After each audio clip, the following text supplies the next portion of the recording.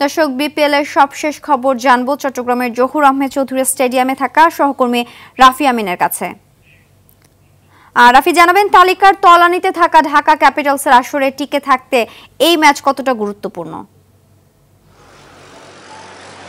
জি সিন্ধিয়া, আসলে বলি যে আজকে ঢাকা ক্যাপিটালসের খেলা সিলেট স্ট্রাইকার্সের বিপক্ষে। যেমনটা আমরা জানি, আসলে ম্যাচটা গুরুত্বপূর্ণ শুধুমাত্র ঢাকার জন্য না, ম্যাচটা গুরুত্বপূর্ণ সিলেটের জন্য। কারণ এই দুটা দলই কিন্তু আসলে পয়েন্ট টেবিলের সব থেকে তলানিতে আছে। অর্থাৎ আমরা যদি ঢাকা ক্যাপিটালসের কথা বলি, 8 ম্যাচে মাত্র 2 জয়। সেখান থেকে ঘুরে দাঁড়ানোটা কিন্তু অনেকটাই কঠিন বলা চলে রাজধানীর দলটির। কারণ 4টি ম্যাচ মাত্র বাকি আছে এবং এই 4টি ম্যাচে আসলে তাদের সবকটি ম্যাচে কিন্তু আসলে জিততে হবে। যদি আসলে জিততে না পারে সেক্ষেত্রে কিন্তু অবশ্যই ঢাকার বিদায় বলাই যায়। একই সাথে আজকের ম্যাচটা যদি আসলে ঢাকা ক্যাপিটালস হেরে যায় এবং চট্টগ্রামে আরও একটি ম্যাচ আছে, সেই ম্যাচটি যদি হেরে যায় সেক্ষেত্রে কিন্তু ঢাকায় ফেরার আগেই ঢাকার কিন্তু বিদায় ঘন্টা বেজে যাবে। অর্থাৎ বলাই যায় যে আজকের ম্যাচটা ঢাকার জন্য খুবই গুরুত্বপূর্ণ।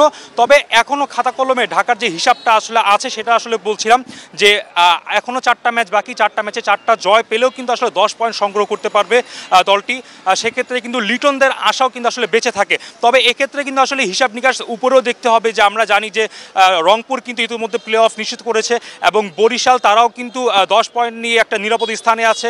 চট্টগ্রামের অবস্থাটাও খুব ভালো। এরপরে রাজশাহী খুলনা গতকালকে ম্যাচের পরেও কিন্তু তারাও একটা সেফ জোনে আছে। সেক্ষেত্রে কিন্তু আসলে বলা যায় যে ঢাকা এবং সিলেটের জন্য এই আসরে টিকে থাকাটা খুবই কষ্টসাধ্য একটা ব্যাপার। তবে একদম অসম্ভব নয়, সম্ভব করা যেতেই পারে। যেহেতু এখনও সময় আছে, ম্যাচ আছে, সেক্ষেত্রে আসলে সম্ভাবনাটা একদম ফেলে দেওয়ার মতো না। সব কিছু মিলে আসলে বলা যায় আজকের ম্যাচটা খুবই গুরুত্বপূর্ণ।